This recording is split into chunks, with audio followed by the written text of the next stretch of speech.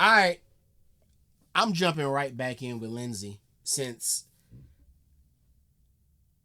I just absorbed all of those terms and information that she was just spewing at us. I figured let me jump right into another one since my ears and my mind has already got the gears going based on her delivery style. Again, if you ask me, reminiscent of GC, George Carlin, intelligent, witty, a little funny. Let's go. All right, this one, and I'm just doing them in order. This one is, oh Lord, what the fuck? The Ordovician period. The Ordovician period. I hope I'm saying that right. Ordovician or Ordovician period. Let's see. I'm pretty sure she's about to say it. Let's rock. All right. Oh, fuck. Gotta record it too. That would have been bad. Hundreds of millions of years ago, after an extinction wiped out many of the strange creatures in the Cambrian period, a new wave of animal diversity was about to unfold. It was the beginning of the Ordovician period, which lasted from 488 to 443 million years ago. There's a chance you've never heard of this period. It kind of lives in the shadow of the Cambrian, but it absolutely shouldn't. Because the Ordovician began with an explosion of diversity on its own, and ended with one of the most catastrophic mass extinctions the world ever saw, wiping out 85% of life on Earth. This period was filled with unusual forms, and the beginnings of major players that still exist today. Bruh. It really do sound like the world was trying to figure it out. Like, man, we gonna figure this shit out eventually, bro. We gonna get there. Let's just do a whole nother period real quick. On Earth. This period was filled with unusual forms, and the beginnings of major players that still exist today, but is somehow forgotten in mainstream media, or whatever exists of mainstream media on the prehistoric world. Today I'm going to be introducing you to this forgotten period, its explosive beginnings, the species that shaped it, and the disaster that brought it to an end. My name is Lindsay Nikole, and this is the history of life on Earth that we know of.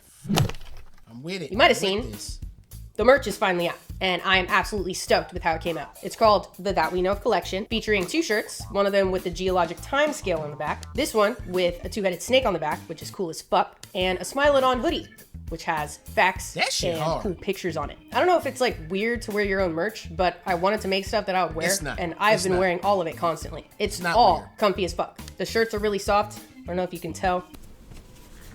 The garment dyed gray. And the hoodie is... For those that don't know or didn't follow me on Instagram, I make clothing for a living. I'm a designer for a living. This YouTube is just something that I tapped into recently. So I make clothes for a living, and that shirt hard as hell.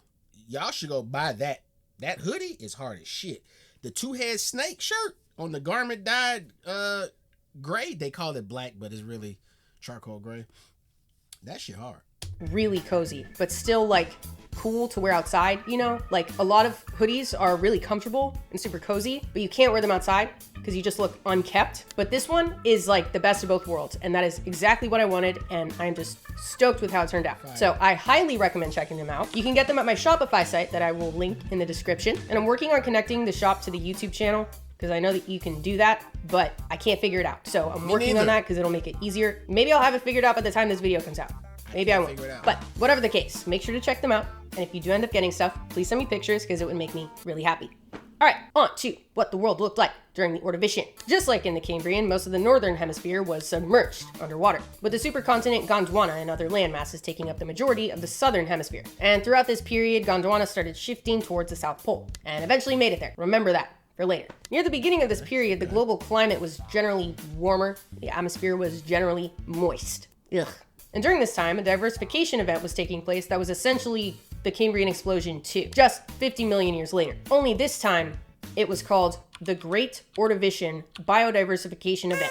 What the fuck is that? The Ordovician period needs a PR campaign because that mouthful is not going to make anyone want to learn anything. Matter of fact, I bet it has people making a run for it. Despite the tepid name, the Great Ordovician Biodiversification Despite the tepid name, the Great Ordovician Biodiversification event was a big smoking hot deal. Animals were diversifying at an insane rate, replacing the Cambrian forms that the world once knew with more familiar lineages that we have today. Like the Cambrian explosion, this new diversity meant new ecological roles and complexity, exploring new habitats. Plankton were the hot new thing, so many adapted to get a slice of that. Life cycles started becoming more complex. A lot of invertebrate life cycles started in the water column as larvae or hatchlings, making up a pretty good portion of the world's plankton. Plankton made the transition to land, starting off as small, non-vascular, little guys. No stems, no nothing. Just mosses and liverwort-type bills. Before they had arrived, the terrestrial world just knew bacteria and fungi, so they were about to fuck shit up. Whether or not animals started to explore land during this time is still very much up in the air. There's some shaky evidence of potential animal tracks belonging to some sort of millipede or worm, but nothing super solid.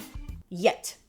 So up to now, she's only talking about animals that were in water. Like, that's it. I thought maybe, I mean, yeah, I knew that. I mean, I'm watching the video, so I know she's talking about water animals, but I'm thinking that maybe, okay, she just ain't got to the land part yet, but now she's saying that this is like, they didn't know if there were even things on land. That's crazy, man. That's crazy. To some sort of millipede or worm, but nothing super solid. Yet.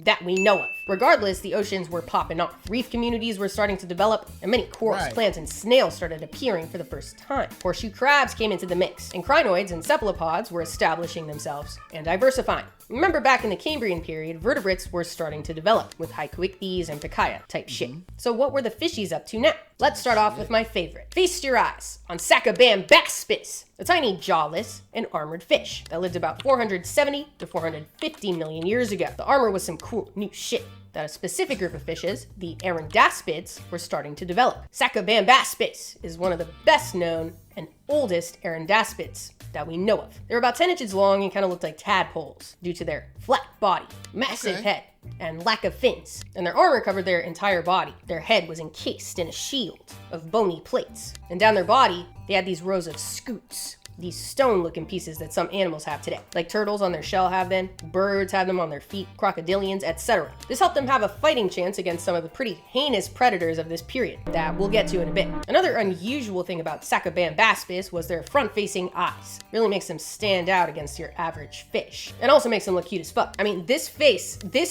is ridiculous. And if you've been following me for a while, you know I love this fish. I even named one of my Patreon tiers after it. Da-da-da-da. Shameless plug. Sacabambaspis was not a very graceful swimmer since they had no fins to stabilize them. Looked like tadpoles and moved like tadpoles. But Sacabambaspis displays some of the earliest evidence of a lateral line, which is a big deal for fishes. It's a sensory organ that fishes have today that runs down their body that detects movement in the water. It's what makes schools of fish so graceful, not bumping into each other or anything. Serious stuff. How about that tiny ass mouth? Like I had mentioned in the last episode, jaws hadn't evolved yet. We still don't have jaws. So they likely fed on the seabed, sucking up little bottom-dwelling organisms, or maybe organic matter on the seafloor. Not much else they could do, that we know of. Some other fishes dealt with this lack of jaws in a different way, with some weird-ass fucking mouths. These are the conodonts, a group of eel-like jawless fish that are thought to be related to hagfish today. Checks out. The conodonts were a really successful group. They were found in oceans all over the world up until the Jurassic, so their fossils have been found all around the world as well. Originally, they were only known from their teeth, first discovered in the 1850s, which were more unusual than most. So scientists had a tough time placing the teeth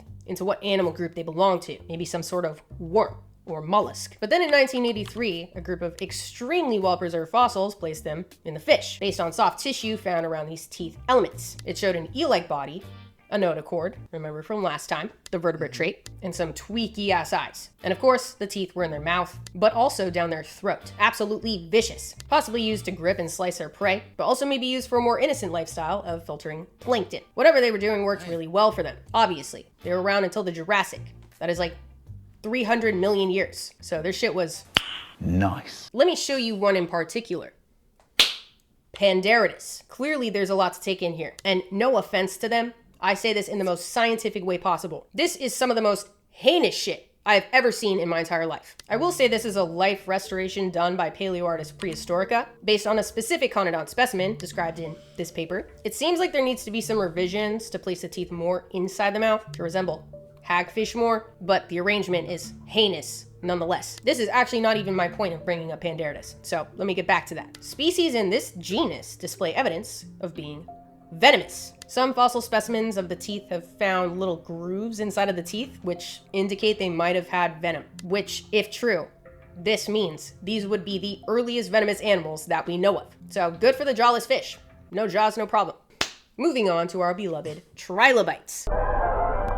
The Ordovician was their bread and butter. They were doing all sorts of cool shit and diversified much more than their relatives in the Cambrian. They had all sorts of new spines and weapons as defense against the new predators. Some trilobites even evolved a shovel-like snout to dig through the sediment. Some started swimming, some developed eye stalks, and some decided they didn't need eyes anymore at all, figuratively speaking. I realize I speak like that sometimes, making it sound like animals are choosing their evolution. Obviously they're not. It's just fun to talk that way, but I figured I'd clarify. We're just having fun here. Having a good time. Another thing the trilobites did, the armadillo roll, or the pangolin roll, the ability to roll and lock into a ball. The lock and roll, if you will. A defense mechanism against predators or other threatening triggers. Quick little sidebar, and I swear this circles back. I visited a pangolin rehabilitation center in Namibia back in 2019 called REST, and the woman who runs it and studies pangolins, named Maria, told me a lot of what we know about the behavior of pangolins and their lifestyle is just a guess, because they're unbelievably difficult to study. The second they're even a little bit stressed, they roll up into a ball, and there is no getting them out of it. They will die that way if they have to. And so, it seems like the trilobites had a similar perspective on life. A lot of trilobite fossils are often found in that lock and roll position, which honestly, valid. The Ordovician also saw the biggest trilobite species that we know of, Isotelus rex. One of their complete fossils is 28 inches long. So, like I said, the Ordovician was the trilobites' prime time. This was their Super Bowl. All right, that takes care of more of the familiar faces of the Ordovician. Let's move on to the stranger side, starting off with two that look like Cambrian leftovers. Here's the first one. Enjoy this picture while I figure out how to pronounce it again. Mir. I'm gonna try with her. Mary Durin.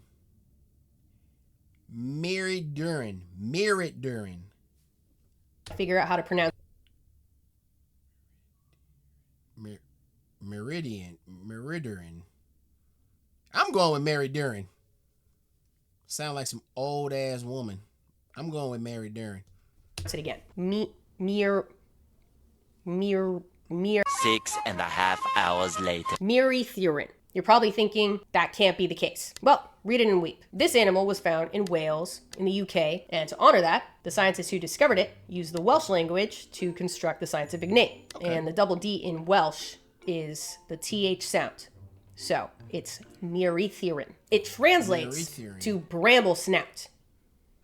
Bramble, which is apparently in reference to the animal's spiky proboscis. I looked it up because I thought there is no way that word is not some sort of British chicken scratch. But according to the Cambridge Dictionary, a bramble is a wild bush with thorns. I don't want to call it either of those things. I don't want to keep saying Merytherin, and I don't want to call it bramble snout, so let's just call it Binks. No reason to make this any harder than it needs to be. If you watch the first episode of this series, you might be thinking that Binks is some sort of leftover version of Opabinia, which is pretty surprising because Opabinia was a lone wolf in the abyss of taxonomy for over 100 years, up until last year when Uterora was found to be Opabinia's relative from the same time. Turns out the day that Uterora paper was published, the lead scientist of the paper, named Joanna Wolf, saw a picture of Binks and was like, no fucking way, there's a third one. Would you believe the luck of that? Whether or not Binks was related to Opabinia is still a mystery. They have plenty of similarities: the proboscis, a backwards facing mouth, legs underneath the undulating body flaps. But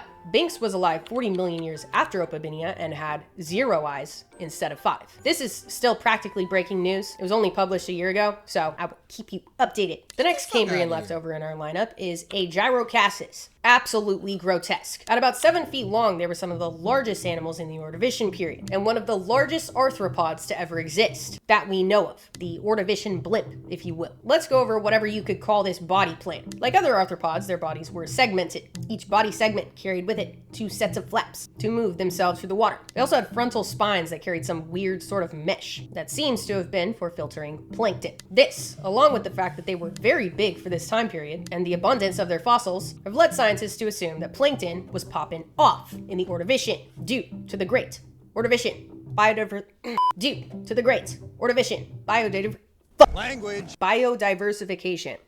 to the great Ordovician biodiversification event.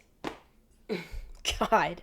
Today, hundreds of millions of years later, we may take plankton for granted. It's just there, all the time, everywhere, and so small. But the explosion of plankton was a big deal for marine ecosystems. Opened up a whole new lifestyle and body style, large and slow moving. Plankton is an all-you-can-eat buffet, everywhere. No need to be fast or maneuverable. Take your time.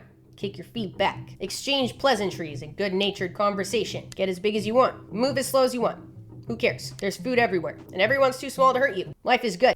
Wait a minute. So I'm talking about the world like the world is a person. I know it's a living thing, but so the world figured the world said, okay, we figuring this other shit out, but one thing we did figure out was the plankton. Like, we can feed everybody with these, and let's just boom that. Let's just flood with that. Let's feed, because maybe that way we messed up prior to. Maybe we didn't create the food source that was needed to sustain these creatures that we thought was gonna grow and become big. So let's figure that out. Let's figure out the food supply, and then we'll push on. But think about it. All the filter feeders today are bigger than their active predator relatives. Basking shark compared to a great white shark, blue whale compared to an orca, slow is the way to go. Other lineages took note as well, like the cephalopods, who really got their footing in the Ordovician. The most well-known Ordovician cephalopods are the orthocones, ones with straight cone-like shells. If you've been to any stores for rocks or crystals or fossils or oddities, you've probably seen Orthoceras fossils alongside the trilobites. They are unbelievably abundant, and they had relatives that got much larger than ever before, like Endoceras or Cambrian, previously 2 separate species, possibly the same. We're gonna group them together as Endoceras to keep it simple, keep it quick. Big cephalopods with a big straight shell that could get to 18 feet long, dude. They are the largest orthocone cephalopods to ever exist, that we know of. Unsurprisingly, a lot of our understanding of Endoceras has changed since they were first discovered in the 1800s, as it usually goes. Early estimates put their maximum length at 30 feet long,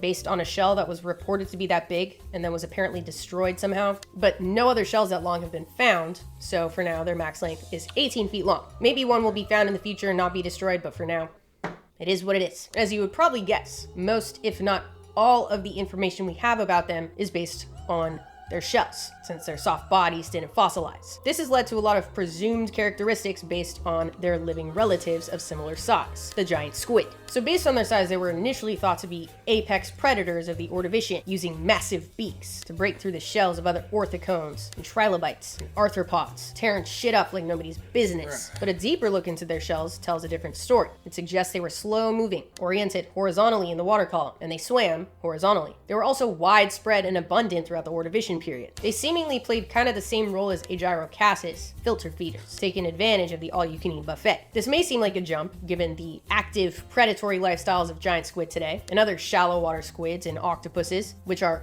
again, mainly active predators. But exploring the deep oceans has allowed humans to understand that not all cephalopods do that. Exploring the deep oceans has introduced us to some just little guys that just trap plankton with some sort of mucus web, or like the vampire squid that just feeds on marine snow, literally just hangs out. So there's reason to believe Endoceras was just hanging out too. And now, the moment you've been waiting for. I kept talking about these new fearsome predators everybody had to adapt to and shit. Armor on fish, spines and weapons on trilobites. The ever dismissive lock and roll. What were their formidable foe? Sea scorpions. Objectively horrific. Objectively godforsaken. Objective, whatever. This period marks the beginning of the rise of the Eurypterids, the scientific term for sea scorpions, because they technically weren't true scorpions, just more distant relatives to the ones we know today, but they sure did look like fucking scorpions, and I'm gonna argue they were much, much worse. Because while the sea scorpions of the Ordovician, like Pentacopterus, got to a measly... Bruh, these names, man. Oh, they're twisting my brain, bruh. These names. Pentacopterus? These names, bruh. Oh, God.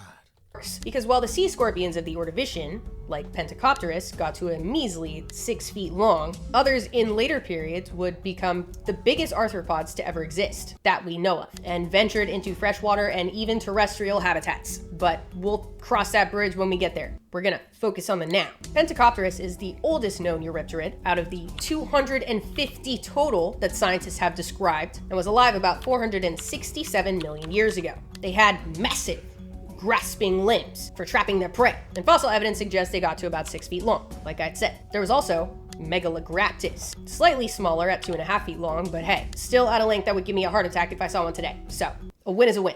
They're most well known for those spikes that I don't need to point out, coming off of their third pair of appendages. Personally seem a bit overkill to me, but clearly worked very well for them to find and trap prey, possibly located underground in the sediment. While sea scorpions lived on to terrorize the oceans for millions of years after the Ordovician, the vast majority of life at this time did not make it out. Like I said at the beginning, the end of this period is marked with a massive mass extinction that wiped out 85% of species alive at the time. The second deadliest mass extinction that we know of, just after the Great Dying, at the end of the Permian, which we'll get to in a couple months. You've probably heard that there have been 5 true mass extinctions in life's history, at least since the beginning of the Cambrian, and we're currently entering a 6th. So a true mass extinction is when more than 70% of species alive at the time die out in a relatively short period. So major events, very, very big events. So the Ordovician extinction is the first true mass extinction. And if I were alive during this period, I would have been fucking pissed the way this panned out. There were multiple phases of this mass extinction that had life bopping around all over the place. In the first phase, the Earth got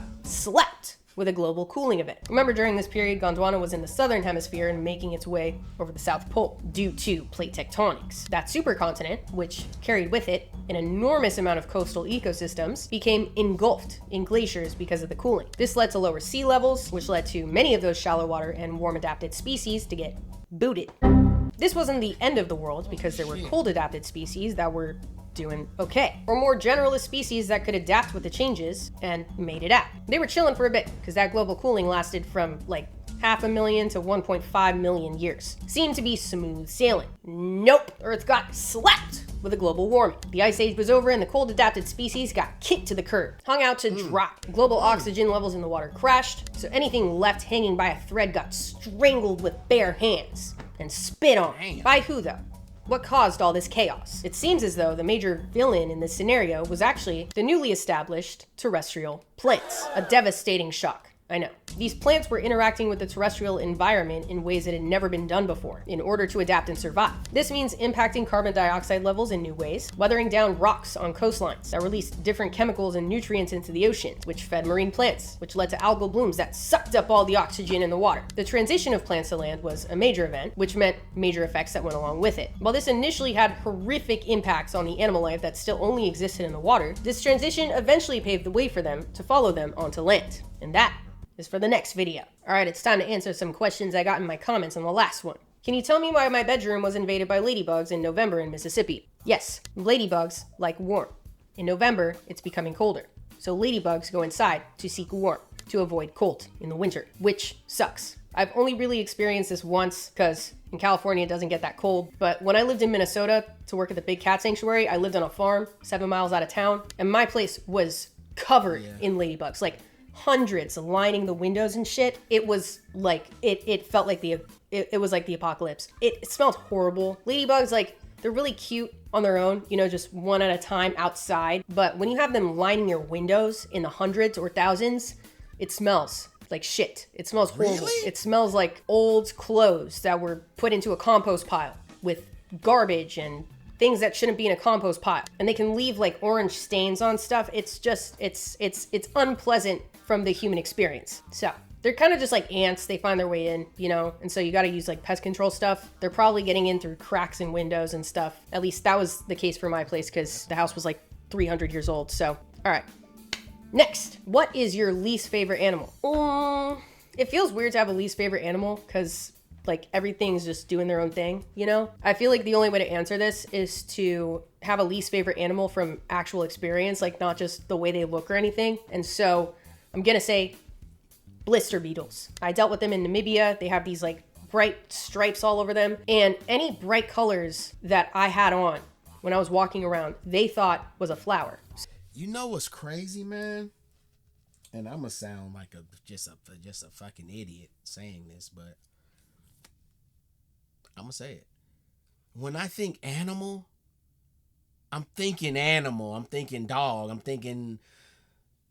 not thinking insect. But it is an animal, but that's just not, I guess that's just not how I'm programmed to view insects.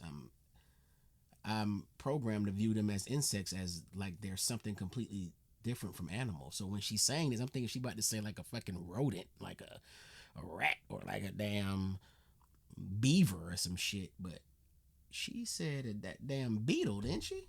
That damn beetle that's attracted to color. Beetles. I dealt with them in Namibia. They have these like bright stripes all over them, and any bright colors that I had on when I was walking around, they thought was a flower. So if I had on a white hat or a red shirt or whatever, they thought it was a big flower. So they would come at you, and then they would realize that you're not a flower. And if they suddenly felt threatened, they would spray this fucking liquid all over you that would leave painful blisters for like 2 weeks, which luckily never happened to me. But I know somebody who had a blister beetle land on her mouth, and then she swatted it away, and the blister beetle sprayed her mouth, and she had like blisters all over her mouth for 2 weeks that were super painful. So that's...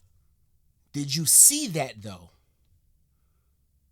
Lindsay, did you see, were you present when it happened? Because it sounded a little bit like HSV, if you ask me. But if you was there and synced it, if you saw it, then I'm going to blame it on the blister beetle. Y'all know what the fuck I'm talking about.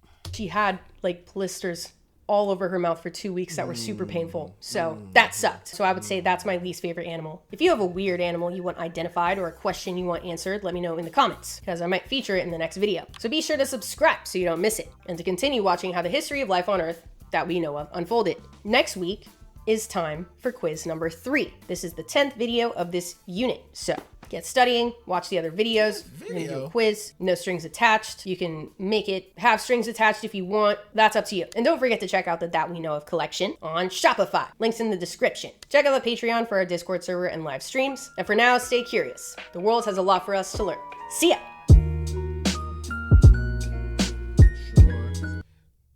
Is this the 10th video? No, I'm going down the list. I don't know. Maybe something else, but the names and the information Lindsay hitting me with is wild. Boy, this a lot to take in. Y'all done put me on some shit now. How did I've been living on this planet for a minute. I ain't know all of this was going on. I appreciate y'all. I'm with this. All right.